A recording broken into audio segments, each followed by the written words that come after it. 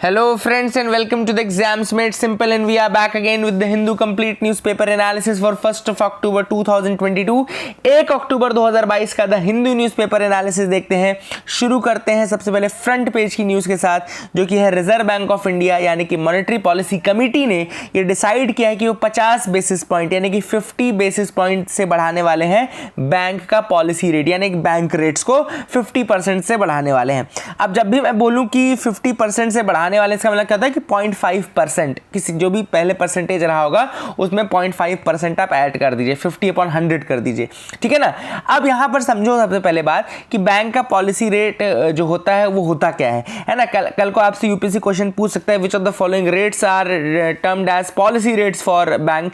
तो policy rate जो banks का होता है वो होता है रेपो रेट। याद रखिएगा, repo rate is considered as the policy rate for the Reserve Bank of India और for the monetary policy committee. तो रेपो रेट के थ्रू ही वो पूरी जो इन्फ्लेशन टारगेटिंग है वो करते हैं। अब मैंने आपको टर्म बोला इन्फ्लेशन टारगेटिंग। इन्फ्लेशन टारगेटिंग मतलब कि इन्फ्लेशन को एक रेंज में रखना जरूरी है, अदरवाइज उससे ज़्यादा भी होना और उससे कम भी होना दोनों ही खतरे की निशानी होती है। तो 4 ± 2% जो है इस समय इन्फ्लेशन टारगेटिंग की रेंज है, यानी कि 2% से लेकर के 6% के बीच में इन्फ्लेशन हो सकता है। बट अगर इन्फ्लेशन अब इससे ज़्यादा होगा तो क्या करेगा आरबीआई, और इस इन्फ्लेशन अगर इससे कम होगा तो क्या करेगा आरबीआई, वो कंडीशन मैं आपको बता देता हूँ। देखो, जब भी इन्फ्लेशन 4 ± 2 की रेंज से ज़्यादा हो जाएगा, यानी कि 4 ± 2 यानी कि जब भी 6% की रेंज से ज़्यादा हो जाएगा इन्फ्लेशन, तो फिर आरबीआई क्या करने लगता है, इंटरेस्ट रेट्स को इंक्रीज करने लगता है। जो भी इंटरेस्ट रेट्स हैं वो उनको इंक्रीज कर देता है, चाहे वो CRR हो यानी कि कैश रिजर्व रेशियो हो वो बढ़ा सकता है, SLR यानी कि स्टैट्यूटरी लिक्विडिटी रेशियो वो बढ़ा सकता है, और आपका पॉलिसी रेट, अगर हम पॉलिसी रेट की बात करें, बैंक रेट, ये पॉलिसी रेट की बात करें, तो आरबीआई क्या करेगा, रेट को इंक्रीज कर देगा। तो जब भी इन्फ्लेशन से लड़ना होगा तो ये सारे पॉलिसी रेट्स इंक्रीज हो जाएंगे। अब देखो, पॉलिसी रेट्स इंक्रीज होने से क्या क्या होगा, देखो पॉलिसी रेट इंक्रीज होने से मतलब ये है कि जो बाकी के बैंक्स हैं अब उनको लोन जो मिलेगा आरबीआई से वो ज्यादा महंगा मिलेगा। तो ऑब्वियसली जब वो लोन देंगे किसी दूसरे इंडिविजुअल को तो वो भी ज्यादा इंटरेस्ट रेट चार्ज करेंगे। तो ये इंटरेस्ट रेट बढ़ने से क्या होगा कि बैंक जो इंटरेस्ट रेट चार्ज करता है वो बढ़ा देगा। अब सपोज करो बैंक ने आपको लोन लेना है, आपको सपोज करो व्हीकल लोन लेना है, गाड़ी का लोन लेना है। अब आज आपको मिल रहा है 7% पे, कल को रेपो रेट बढ़ा दिया बैंक ने तो अब आपको मिल रहा है 10% पे। तो अब आप क्या करोगे, अब आप लोन ज्यादा लोगे कि कम लोगे? अब आप कम लोन लोगे, क्योंकि आपको लगेगा कि यार कल 7% था आज 10% कर दिया है, अब मैं लोन लेकर के अपने ऊपर क्यों इतना ज्यादा इंटरेस्ट पे करूं, तो चलो हम वेट कर लेते हैं, जब इंटरेस्ट रेट घटेगा तो हम तब लोन ले लेंगे, है ना। तो इस तरह से क्या होता है, लोन कम आता है और मार्केट में लोगों के पास पैसा कम पहुंचता है। अब लोगों के पास अगर पैसा कम पहुंचेगा तो डिमांड क्या होगी, कम होगी, और जब डिमांड कम होगी तो आपका क्या होगा, इन्फ्लेशन, महंगाई क्या होगी, कम हो जाएगी।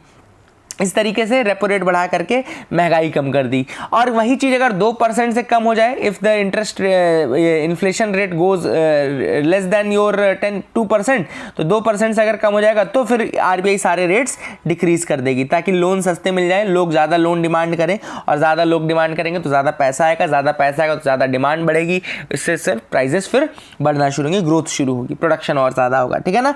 तो that is the thing which is important. और इसी का एक होता है ओपन मार्केट ऑपरेशन। तो ओपन मार्केट ऑपरेशन भी मैंने आपको बताया हुआ कि अगर ओपन मार्केट ऑपरेशन करेगा तो आरबीआई क्या करता है, एक केस में गवर्नमेंट सिक्योरिटी सेल करता है, एक केस में गवर्नमेंट सिक्योरिटी बाय करता है। तो गवर्नमेंट सिक्योरिटी सेल कौन से केस में करेगा, जब इन्फ्लेशन से लड़ना होगा। इन्फ्लेशन से लड़ना होगा तो गवर्नमेंट सिक्योरिटी सेल कर देगा, और अगर उसको इन्फ्लेशन बढ़ाना होगा या फिर ग्रोथ बढ़ानी होगी तो फिर वो गवर्नमेंट सिक्योरिटी खरीद लेगा। तो these are the things which you should understand, which you should remember as well. इनको as a rule of thumb आप लिख लीजिए अपने नोट्स में, और यहाँ आपने इतना कर लिया तो आपसे यूपीएससी समझ लो 1 से 2 क्वेश्चन तो आराम से बनेगा, 1-2 क्वेश्चन रहते ही रहते हैं इन्फ्लेशन के, ठीक है ना। तो I hope you got clarity.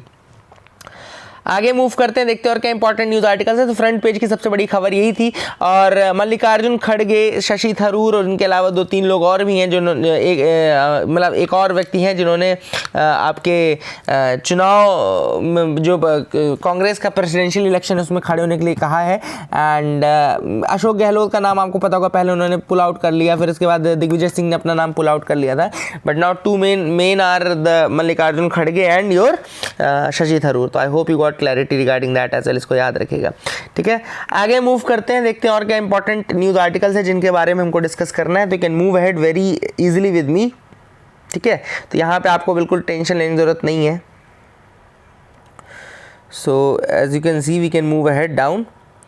यहाँ पे एक न्यूज़ आ रही है, Punjab assembly passes bill to dissolve the vigilance commission. तो याद रखिएगा, पंजाब असेंबली ने अभी रिसेंटली एक बिल पास किया है to dissolve the state vigilance commission. तो उन्होंने एक स्टेट विजिलेंस कमीशन बनाई हुई थी पहले। So the Punjab assembly on Friday passed a bill to dissolve the State Vigilance Commission with Chief Minister Bhagwant Mann saying that the body was not serving any useful purpose। अब भगवंत मान का ये कहना था कि ये जो पॉलिसी है, ये जो chief vigilance commission body, state vigilance commission body है, it is not serving any purpose for the state and therefore it was a burden on the exchequer. जो टैक्स पेयर है उसके ऊपर ये एक तरीके से बर्डन ही था। And therefore the assembly passed bill to shut down this body. Now the assembly has also passed two other bills to tackle the evasion of GST, यानी कि जो लोग जीएसटी पे करने से बचते हैं, इवेड करते हैं टैक्सेशन को, उनको पकड़ने के लिए जीएसटी में एक बिल उन्होंने पास किया है। एंड इसके अलावा उन्होंने एक और बिल पास किया है regarding making gram panchayat the exclusive owner of the common village land. जो कॉमन विलेज लैंड होगा उसका एक्सक्लूसिव ओनर किसको बनाया गया है? ग्राम पंचायत को। तो these are the changes that have been done by the Punjab assembly. अब मैंने आपको ये इसलिए बताया क्योंकि ऐसा क्वेश्चन पूछ सकता है, recently state has shut down the state vigilance commission body, which of the following states was that. तो इस तरीके से अगर क्वेश्चन आता है तो उसके लिए आपको तैयार रहना है। I hope you will remember this fact, remember it as of now, ठीक है ना, इसको याद रखिएगा। आगे मूव करते हैं, देखते हैं और क्या इंपॉर्टेंट न्यूज आर्टिकल्स है। LG writes to Delhi CM over delays in 15 critical projects. अब दिल्ली का जो लेफ्टिनेंट गवर्नर है उसने लिखा है to the chief minister Arvind Kejriwal over delay of the 15 critical developmental projects in the capital. अब ये देखो, एक टसल तो हमेशा से चलती आ रही है ना। आप सबको पता होगा जब नजीब जंग थे लेफ्टिनेंट गवर्नर आपके दिल्ली के, तब भी ये टसल चल रही थी। फिर आपके विनय कुमार सक्सेना अभी प्रेजेंटली हैं दिल्ली के लेफ्टिनेंट गवर्नर, तो भी ये टसल चली रही है। तो ये टसल में एक बहुत इंपॉर्टेंट जजमेंट हुआ था, मैं उसके बारे में आपको बता दूं। Government of NCT of Delhi versus union of India case था, जिसमें सुप्रीम कोर्ट ने जजमेंट दिया था। याद रखिएगा, इस केस में पहले हाई कोर्ट ने भी जजमेंट दिया था और इसके बाद इसमें सुप्रीम कोर्ट ने जजमेंट दिया था। तो मैं आपको सुप्रीम कोर्ट का जजमेंट, जो फाइनल जजमेंट है वो बता दूं। इसमें सुप्रीम कोर्ट ने कहा था कि that the chief minister and not the lieutenant governor is the executive head of the national capital territory. तो बस आपके नॉलेज के लिए मैं आपको इसलिए बता रहा हूं क्योंकि एक न्यूज आई है, वो न्यूज हमारे लिए इंपॉर्टेंट नहीं है, बट ये हमारे लिए बहुत इंपॉर्टेंट है। चाहे वो मेंस आंसर राइटिंग हो, चाहे प्रीलिम्स हो, आपको क्वेश्चन पूछा जा सकता है। तो याद रखिएगा कि सुप्रीम कोर्ट ने क्लियर कट कहा था कि जो एग्जीक्यूटिव हेड होता है नेशनल कैपिटल का, वो चीफ मिनिस्टर होता है, ना कि लेफ्टिनेंट गवर्नर होता है। Hence LG is bound by the aid and advice of the council of minister. Lieutenant governor is bound by the aid and advice of the council of minister on all matters where the Delhi assembly has the power to make laws. उन हर matters में जहां Delhi assembly के पास power है to make law, they will the lieutenant governor will be bounded by the aid and advice of the council of ministers in that matter. तो ये बहुत इंपॉर्टेंट जजमेंट था जो कि सुप्रीम कोर्ट ने लिया था। याद रखिए, government of NCT of Delhi versus union of India. अब यहाँ पे जो की इशू डिस्कस किया गया था वो ये था कि should Delhi be treated like a union territory, या फिर इसको हम एक स्पेशल स्टेट माने। तो इसको एक स्पेशल स्टेट मानते हुए ये कहा गया था कि that the chief executive head will be the chief minister and LG will be bounded by the aid and advice of the council of ministers. And 4 जुलाई 2018 को ये जजमेंट आया था। 5 जज बेंच थी जिसने, I think Deepak Mishra ji was the honourable chief justice at that time and this was the decision which was taken. अब एक चीज और आपको पता होना चाहिए कि जो दिल्ली एनसीटी बना है वो 69th amendment of the constitution 1992, जिसने कि आर्टिकल 239A ऐड किया था, which mandated an elected assembly for Delhi, है ना। इलेक्टेड असेंबली फॉर दिल्ली की बात जो है, तो एनसीटी ऑफ दिल्ली जो बनी थी वो 69th अमेंडमेंट एक्ट भी याद रखिएगा, 69th amendment act of the constitution 1992, which added article 239A which mandated an elected assembly for Delhi, ठीक है ना। इसको याद रखिएगा, इलेक्टेड असेंबली फॉर दिल्ली की बात की थी, है ना। तो these are the things which you have to remember. I hope you got clarity, इसको याद रखेगा। आगे मूव कर सकते हैं अपन very easily, we can move ahead. अगली न्यूज आपको यहाँ दिख रही होगी, cloud over 200 Assam foreigners tribunals. तो फॉरेनर ट्रिब्यूनल वहाँ पे असम में काफ़ी ज़्यादा बने हैं। आपको पता होगा कि एनआरसी भी वहाँ पे हुआ था, तो एनआरसी को एड एंड असिस्ट करने के लिए काफ़ी फॉरेनर ट्रिब्यूनल्स वहाँ बनाए गए थे। They were primarily made to handle the cases related to the NRC, यानी कि नेशनल रजिस्टर ऑफ सिटीजन्स। अब एक फॉरेनर्स ट्रिब्यूनल जो होता है, याद रखिएगा, it is a quasi judicial body. याद रखिएगा, a foreigners tribunal is a quasi judicial body and a member of the member is a designation similar to the जज। जो मेंबर होता है उसका जो डेजिग्नेशन होता है वो सिमिलर टू द जज होता है। प्रैक्टिसिंग लॉयर कौन कौन बन सकता है यहाँ पे इसका मेंबर फॉरेन ट्रिब्यूनल का? तो practising lawyers, retired civil servants and judicial officers were appointed as a member for the foreigner tribunal. तो यहाँ पे असम में जो मेंबर्स बने थे फॉरेनर ट्रिब्यूनल के, वो प्रैक्टिसिंग लॉयर्स थे, retired civil servants and judicial officers, they were appointed as. ठीक है ना। थोड़ा सा और टेक्निकल डिटेल्स की अगर हम बात करें तो मैंने आपको बताया कि कॉन्स्टिट्यूशनल बॉडी होती है and it is a body meant to furnish opinion on the question as to whether a person is or not a foreigner within the meaning of foreigners act 1946। तो ये main चीज क्या determine करती है कि weather कोई व्यक्ति जो है वो एक फॉरेनर है अथवा नहीं है under the meaning of foreigners act 1946। तो फॉरेनर्स एक्ट 1946 को पढ़ती है, समझती है और देखती है कि क्या कोई इंडिविजुअल जो है फॉरेनर्स एक्ट के अंतर्गत फॉरेनर है अथवा नहीं। ठीक है ना, that is the thing which is important. In 1964 centre passed the foreigner tribunal orders under the provisions of section 3 of the act. Section 3 of the act मतलब कि फॉरेनर्स एक्ट 1946 के सेक्शन 3 के अंतर्गत 1964 में सेंटर ने पास किया था फॉरेनर्स ट्रिब्यूनल्स ऑर्डर पास किया था। ठीक है ना, एक चीज आपको ये भी याद रखनी है। ठीक है ना, that is the thing which is important. And foreigner tribunal का मेंबर मैंने ऑलरेडी आपको बता दिया है। फॉरेनर ट्रिब्यूनल एक्ट के अंतर्गत जो मेंबर्स होते हैं they are from the judicial services, retired civil servant, not below the rank of secretary and additional secretary, है ना। और इसके अलावा जुडिशियल एक्सपीरियंस होना चाहिए and practising advocate not below the age of 35 years with at least 7 years of practice. तो जो advocate मैंने आपको बताया था वहाँ पे उसमें 7 साल की प्रैक्टिस चाहिए। जो मैंने आपको बताया था सिविल सर्वेंट, वो rank of secretary and additional secretary से नीचे नहीं होना चाहिए एंड असम जुडिशियल सर्विसेज के मेंबर्स जो हैं वो हो सकते हैं। ठीक है ना, तो that is the thing which is important. I hope you will remember these facts regarding the foreigners tribunal. Quasi judicial body है, ये भी जरूर याद रखिएगा। It's not a judicial body, it's a quasi judicial body. Otherwise वो लिख सकता है कि इट्स अ जुडिशियल बॉडी, इस तरीके से कंफ्यूज करने के लिए, but you have to remember that. आगे मूव करते हैं, देखते हैं और क्या इंपॉर्टेंट न्यूज आर्टिकल्स है। तो let's move ahead to the editorial page. अच्छा, एडिटोरियल आने से पहले आज के क्वेश्चंस देख लेते हैं। Let's see the questions first, है ना। आज के क्वेश्चंस अपन ने डिस्कस नहीं किए अभी तक, तो let's see the questions first and thanks to those who are writing the mains answer. कल मैंने 3-4 आंसर मेंस के वो भी किए थे, आपके रिव्यू भी किए थे, तो I hope you people enjoyed that and you people will keep writing. पहला क्वेश्चन है आज का, with reference to the Asiatic lions consider the following statements। पहला स्टेटमेंट कह रहा है they are bigger than the African lions। दूसरा statement कह रहा है they have been listed in Schedule 1 of the Wildlife Protection Act 1972। बड़ा ही आसान सवाल है ना। तो this is the question, I hope you will try to answer. बताइए जरूर कितने आपने सही किए। करेक्ट आंसर इसका है सेकंड ओनली। पहला गलत है because they are smaller than African lion, not bigger than, तो that is the wrong statement. Second बिल्कुल सही है, तो इसका आंसर होगा 2 only. Kushiyara river flows in which of the following states. इनमें से कौन से स्टेट्स में से कुशियारा रिवर फ्लो करती है? तो this is again a good question, that is easy question also. तो केरला, आसाम, हिमाचल प्रदेश या Tripura, very easy question. The correct answer for this will be Assam, Kushiyara river. तीसरा सवाल है कंसीडर द फॉलोइंग स्टेटमेंट्स। पहला स्टेटमेंट कह रहा है it is a kharif crop. Second statement कह रहा है it requires temperature between 21 degrees and 30 degree Celsius. तीसरा स्टेटमेंट कह रहा है it is sensitive to excessive moisture and water logging. Which of the following crop is it? कौन सा crop है ये? तो राइस, कॉटन, मस्टर्ड, व्हीट। तो इनमें से आपको बताना है कि कौन सा इसमें से क्रॉप है। तो ऑब्वियसली वीट तो नहीं हो सकता क्योंकि वीट खरीफ क्रॉप नहीं है ना, that is a rabi crop, है ना। और गेहूं होता है रबी क्रॉप और चावल होता है खरीफ, कॉटन यानी कपास होता है खरीफ। तो इसमें इसका जो करेक्ट आंसर है वो है कपास यानी कि cotton. Cotton will be the correct answer for this. तो I hope you got clarity.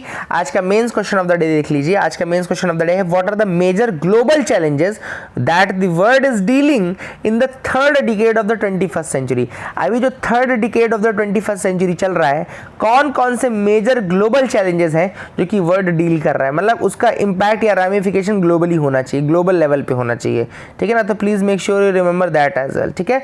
तो this is the mains question of the day. I hope you will try to answer this question in the comment section below. ज़रूर करिएगा, कल बहुत अच्छे answer आपने लिखे थे एंड समीक्षा का आंसर मैंने डिस्कस किया था। इसके अलावा आई थिंक कौशल का भी मैंने आंसर रिव्यू किया हुआ था, विनी शाह का आंसर मैंने रिव्यू किया हुआ था, है ना। तो आप लोग आंसर लिखते जाइए and definitely I will try to review them one by one like this. Start करते हैं एडिटोरियल पार्ट पे। पहला जो एडिटोरियल आज का है वो है letting go of a chance to democratize telecom services. अब कल आपको अगर याद हो, कल की न्यूज़ एनालिसिस में मैंने टेली कम्युनिकेशन बिल डिस्कस किया था आपके साथ, 2022 का टेली कम्युनिकेशन बिल डिस्कस किया था, ठीक है ना। उस बिल में मैंने आपको बताया था कि किस तरीके से सेंटर ने OTT टेली कम्युनिकेशन सर्विसेज यानी कि व्हाट्सएप, टेलीग्राम, जिटसी, इन सबको भी इंक्लूड कर लिया है और इन सबको भी लाइसेंस लेने के लिए मैंडेटरी कर दिया है। जैसे कि आपका टेलीकॉम सर्विस प्रोवाइडर्स के लिए लाइसेंसिंग मैंडेटरी होती है, वैसा ही आपका भी जो ये OTT टेली कम्युनिकेशन सर्विसेज है इनके लिए भी मैंडेटरी हो जाएगा कि ये लाइसेंसिंग सर्विसेज को माने, प्लस गवर्नमेंट जब भी इनसे किसी की डिटेल मांगे तो इनको देनी पड़ेगी, ये सारी चीज़ें। तो वही चीज़ है, यहाँ पे ऑथर का कहना है कि it's a colonial rule which has been repackage. तो एक तरीके से आप बोल रहे थे कि 70 साल चूँकि हो चुके थे पुराने एक्ट को, इसलिए हम इसको रिपील करना चाहते हैं या इसलिए हम नया एक्ट लाना चाहते हैं। But actually ultimately what you are doing is that you are repackaging the old regime. आप केवल रीपैकेज ही कर रहे हो। तो पहला क्रिटिसिज्म इसका ये है कि it is a repackaged rule, जो कि पुराने एक्ट का, पुराने रूल का रीपैकेज्ड वर्जन है, कोई नई चीज़ नहीं हुई है यहाँ पे। तो यहाँ पे ऑथर ने बोला कि this telecom bill has missed the opportunity for the democratization of the telecommunication services। तो जहां पे एक तरीके से डिसेंट्रलाइजेशन या फिर डेमोक्रेटाइजेशन होना चाहिए था टेलीकॉम सर्विसेज का, वहीं दूसरी तरफ और ज़्यादा एक्सेसिव सेंट्रलाइजेशन एंड एक्सेसिव एक तरीके से कहना चाहिए कि ऑटोक्रेटाइजेशन यहाँ पे हो गया है। तो डेमोक्रेटाइजेशन ना हो करके ऑटोक्रेटाइजेशन हो गया है और जहाँ पर डिसेंट्रलाइजेशन होना चाहिए था वहाँ पे सेंट्रलाइजेशन हो गया है। तो this is the second criticism that has been mentioned by the author in this article. इसके अलावा टेलीकॉम बिल आप सबको पता है कि यहाँ पे जो सर्विसेज हैं अंडर टेलीकॉम सर्विसेज, वो क्लॉज 2 सब क्लॉज 21 जो है टेलीकॉम बिल का, उसके अंदर सारी चीज़ें इंक्लूड कर दी गई। व्हाट्सएप, एप्पल वॉच तक याद करिएगा रहेगा, जिटसी इंक्लूड कर दिया गया है ना। तो सारी चीज़ें भी इंक्लूड कर दी गई है ना। और the argument that OTT services are a substitute of the services provided by the telcos is a wrong statement. अब ऑथर ने देखो क्या कहा है, गवर्नमेंट ने जो रीज़न दिया है इसका कि क्यों उनको हम लाइसेंसिंग और ये सब मैंडेटरी कर रहे हैं, क्यों हम उनको TSPs के अंतर्गत यानी कि द सर्विस प्रोवाइडर्स के बराबर ला रहे हैं, इसका रीज़न ये है क्योंकि वो सेम सर्विसेज प्रोवाइड करते हैं। जैसे आप कॉल करते हो तो वो कॉल करते हैं, लेकिन यहाँ पे ऑथर ने कहा कि ऐसा नहीं है, बहुत सारी चीज़ें अलग हैं दोनों के बीच में। क्योंकि यहाँ पे जो टेलीकॉम ऑपरेटर्स हैं they act as the gatekeepers to the broadband infrastructure. पूरे ब्रॉडबैंड इंफ्रास्ट्रक्चर के गेटकीपर के रूप में सर्विस प्रोवाइडर एक्ट करता है। लेकिन वहीं पे OTT services can only be accessed through some telco controlled infrastructure. तो जो ऑलरेडी ऐप या ये सब टेलको कोई कंट्रोल कर रहा होगा उसी के थ्रू आप उसको चला सकते हो। लेकिन जो टेली कम्युनिकेशन सर्विस प्रोवाइडर है वो तो आपका पूरा ब्रॉडबैंड इंफ्रास्ट्रक्चर का गेटकीपर एक तरीके से। तो दोनों के बीच में धरती आसमान का अंतर है। इसके केस में लाइसेंसिंग की जरूरत इतनी नहीं थी जितना TSPs में थी। तो ऑथर ने वही कहा कि ये एक मिस्ड अपॉर्चुनिटी है for the democratisation and all. इसके अलावा ऑथर ने कहा कि देखो एक और चीज़ है कि अब इनको व्हाट्सएप इन सबको इनके अंदर इन्होंने ला दिया है। इससे होगा क्या कि ये इनको भी कहेंगे कि कल आप उनको कॉल डिटेल दीजिए, इससे मैसेज सेंडर की डिटेल दीजिए, सारी चीज़ें प्रोवाइड करिए। इससे क्या होगा, इससे दिक्कत ये होगी कि जो आपका एंड टू एंड इनक्रिप्शन है या इनक्रिप्शन जो भी है वो फेल हो जाएगा, है ना। तो क्यों? क्योंकि ऑब्वियस सी बात है, अगर आपको डिटेल देनी है तो मतलब एंड टू एंड इनक्रिप्शन तो आप नहीं कर सकते, क्योंकि एंड टू एंड इनक्रिप्शन में तो सर्विस प्रोवाइडर को ही नहीं पता रहता है ना। तो that is the thing which is the problem and that is the reason why कि क्यों एंड टू एंड इनक्रिप्शन एक बहुत बड़ी प्रॉब्लम के रूप में आएगा।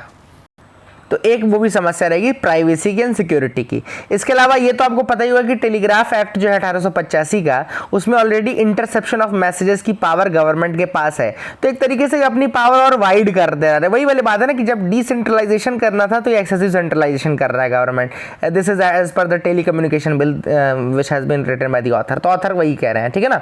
अब यहाँ पे दूसरा एक और चीज़ ये है कि एक तो एंड टू एंड इंक्रिप्शन खराब हो गया, दूसरा लाइसेंसिंग शुरू कर दी, तीसरा इन्होंने कह दिया कि जो टेली टेलीकॉम सर्विस प्रोवाइडर्स उनके बराबर ही हैं आपकी OTT कम्युनिकेशन सर्विसेज।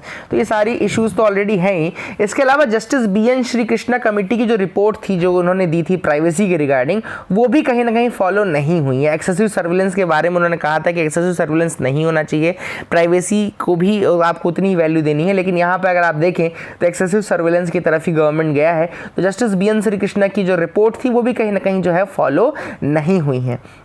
साथ ही साथ आपको याद रखना है कि जो सस्पेंशन ऑफ नेट सर्विसेज है, यानी कि जो किसी भी जगह पे इंटरनेट सर्विसेज को सस्पेंड कर दिया जाता है, उसको अब टेलीकम्युनिकेशन बिल में जगह मिल गई है। मतलब कि they have legalized that way in act and in such way. तो एक ये भी चीज़ है कि उसको एक तरीके से इन्होंने लीगलाइज कर दिया है, एक एक्ट के अंतर्गत लिख दिया है। तो इससे क्या होगा, बेसिकली इससे वही चीज़ होगी कि जो गवर्नमेंट है कहीं पर भी अगर वो चाहे तो इंटरनेट सर्विसेज बंद कर देती है, और ये कर देगी। जम्मू कश्मीर में हमने देखा था कि बहुत ज़्यादा ये इशू हुआ था।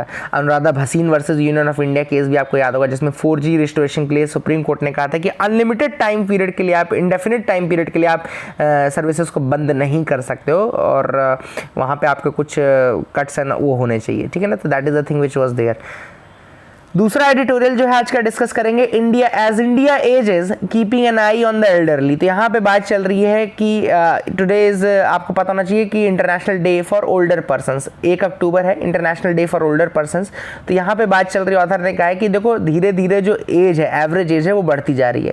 हमारा भी जो डेमोग्राफिक डिविडेंड था, डेमोग्राफिक डिविडेंड अब थोड़ा थोड़ा एज होने लगा है, एंड डेफिनेटली और एज हो जाएगा, ठीक है ना। तो United Nations department of economic and social affairs की एक रिपोर्ट आती है, वर्ल्ड पॉपुलेशन प्रॉस्पेक्ट्स 2022। तो वर्ल्ड पॉपुलेशन प्रॉस्पेक्ट्स 2022 UNDESA, याद रखिएगा, United nation department of economic and social affairs लिखता है। और इस रिपोर्ट में उन्होंने बताया कि किस तरीके से ग्लोबल जो डेमोग्राफिक पैटर्न है वो किस तरीके से एज्ड पर्सनस की तरफ शिफ्ट होने लगेगा, ठीक है ना। इंडिया में भी यही चीज़ देखी जाएगी। इंडिया तो धीरे धीरे वर्ल्ड की सबसे बड़ी पॉपुलस कंट्री बनने वाली है, उसमें भी एज्ड पॉपुलेशन बहुत ज़्यादा हो जाएगी, ठीक है ना। तो इस कारण से हमको अब क्या देखना है, हमको ये समझना है कि किस तरीके से जो एज्ड पॉपुलेशन है या एज्ड पॉपुलेशन जो है उसके बेनिफिट के लिए हम क्या क्या कर सकते हैं।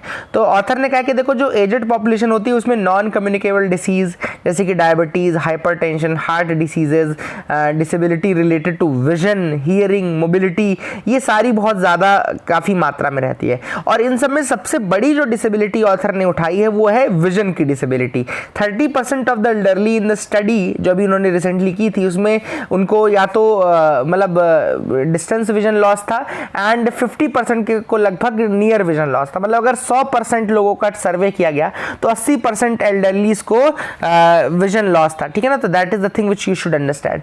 दूसरी चीज आपको ये भी याद रखनी है कि ये जो डिसेबिलिटी है इसको रिड्यूस करने के लिए गवर्नमेंट क्या कर सकता है। तो यहाँ पे ऑथर ने कहा कि बेसिकली सबसे पहले गवर्नमेंट को क्या करना चाहिए कि एक पर्टिकुलर एज ग्रुप से ऊपर के जो लोग हैं उनका आई एग्जामिनेशन सबसे पहली अपॉर्चुनिटी जो आप कर सकते हैं। तो eye examination should be the first step that you should do, ठीक है ना। इसके अलावा फिर धीरे धीरे असिस्टिव जो डिवाइसेस की जरूरत पड़ती है, असिस्टिव डिवाइसेस आप उनको प्रोवाइड करो। प्राइमरी हेल्थ केयर सेंटर्स और विजन सेंटर्स आप बना सकते हैं ओल्ड एज पॉपुलेशन के लिए स्पेशली। तो ये सारी चीज़ें आप कर सकते हैं। These are the things which you can do, but comprehensive eye examination should be the first step. ये पूरा एडिटोरियल उसी के ऊपर था। तो धीरे धीरे हम समझ सकते हैं क्या लिखना है इसमें। आई hope you got clarity regarding that. आगे और मूव करते हैं, देखते हैं और क्या इंपॉर्टेंट न्यूज आर्टिकल्स हैं। US sanctions Indian petrochemical company for Iran oil purchases. तो इंडिया की एक कंपनी है जिसका नाम है आपका टिबालाजी, याद रखेगा मुंबई बेस्ड टिबालाजी है, which was purchasing shipments from Iran. Iranian oil ये खरीद रहे थे, and that is the reason why US has done a sanction on this company. तो ये नाम बस याद रखेगा, और यूएस ने ब्लॉक किया। तो देखते हैं आगे क्या। अभी एक्सटर्नल अफेयर्स मिनिस्ट्री ने कोई भी स्टेटमेंट नहीं दिया है। आशा पारिक जी रिसीव्ड दादा साहेब फाल्के अवार्ड। तो आशा पारिक जी को दादा साहेब फाल्के अवार्ड दिया गया है। ये भी आपको पता होना चाहिए कि दादा साहेब फाल्के अवार्ड 1969 से दिया जा रहा है, और पॉस्थमसली ये 2 लोगों को दिया जा चुका है, जिसमें कि विनोद खन्ना जी का नाम आपको पता होगा। विनोद खन्ना जी को ये पॉस्थमसली ही दिया गया था। तो अगर कभी आपको स्टेटमेंट पूछता है कि ये पॉस्थमसली कभी नहीं दिया गया तो वो भी गलत स्टेटमेंट है ना। और अफ्स्पा एक्सटेंडेड इन नागालैंड और अरुणाचल प्रदेश, तो अफ्स्पा को एक्सटेंड कर दिया गया है अरुणाचल प्रदेश और नागालैंड के कुछ जिलों में। और ठीक है ना, तो अब क्या होगा यहाँ पे, सबसे पहले आपको पता होगा कि अफ्स्पा जो है एक्ट 1958 का है, armed forces special powers act है 1958 का। इसमें पावर दी जाती है by calling area as disturbed area. याद रखिएगा किसी एरिया को डिस्टर्ब्ड एरिया घोषित किया जाता है। तो सबसे पहले याद रखिएगा अफ्स्पा एक्ट का सेक्शन 3 जो है, अफ्स्पा एक्ट का सेक्शन 3 जो है वो किसी एरिया को डिस्टर्ब्ड एरिया घोषित करता है। और डिस्टर्ब्ड एरिया कौन घोषित कर सकता है, तो ये पावर सेंट्रल गवर्नमेंट के पास है, गवर्नर ऑफ द स्टेट के पास है, या स्टेट एडमिनिस्ट्रेटर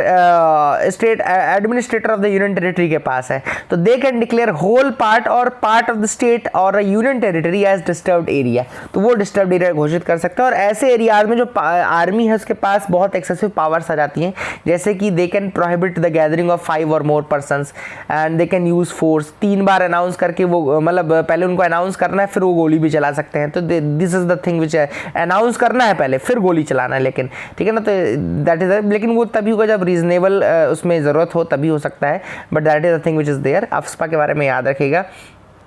और बीपी जीवन रेड्डी कमीशन एक बनाई गई थी जिसने कहा था कि अफ्स्पा को रिपील कर लेना चाहिए। तो बीपी जीवन रेड्डी कमेटी, ये भी नाम लिख लीजिएगा, BP Jeevan Reddy commission, that was for the AFSPA, उसके रिगार्डिंग बनाया गया था, तो उसको हटाया। तो पुतिन ने 4 रीजन्स पे एनेक्स कर लिया है, ये मैंने आपको ऑलरेडी बताया हुआ है कल भी। जयपुर, रिसेजिया, खेरसन, दोनेत्स्क और लुहांस्क, ये 4 रीजन्स है जिनको कर लिया है। एंड यूक्रेन ने कहा कि वो नाटो की मेंबरशिप लेने के लिए जाएंगे और बातचीत अब हम नहीं करेंगे, ठीक है ना, और that is the thing is there. और ईरान ने कहा है कि वो जो कुर्दिश मिलिशिया है, कुर्दिश सेपरेटिस्ट है ईरान में, तो देखो कुर्दिश सेपरेटिस्ट आपके बहुत जगह है, ऐसा नहीं कि सिर्फ टर्की में है, ऐसा नहीं कि सिर्फ इराक में है, वो आपके ईरान में भी है। तो कुर्दिश मिलिशिया जो है, कुर्दिश सेपरेटिस्ट बोलते हैं इनको। और ईरान का अगर मैप है तो ये वेस्टर्न पार्ट जो है ईरान का है ना, जो टर्की से अटैच्ड वाला पोर्शन है, वहाँ पे आपका कुर्दिश मिलिटेंट्स है, यहाँ पे ईरान में भी है। And they are trying to separate this region, ताकि कुर्दिस्तान अलग से बनाया जा सके एंड इसको सेपरेट किया जा सके। आई hope you got clarity regarding all these things. That is it for the day, friends. I hope you liked the video. Please like and subscribe. Keep loving us, keep sharing us. Thank you and have a nice day.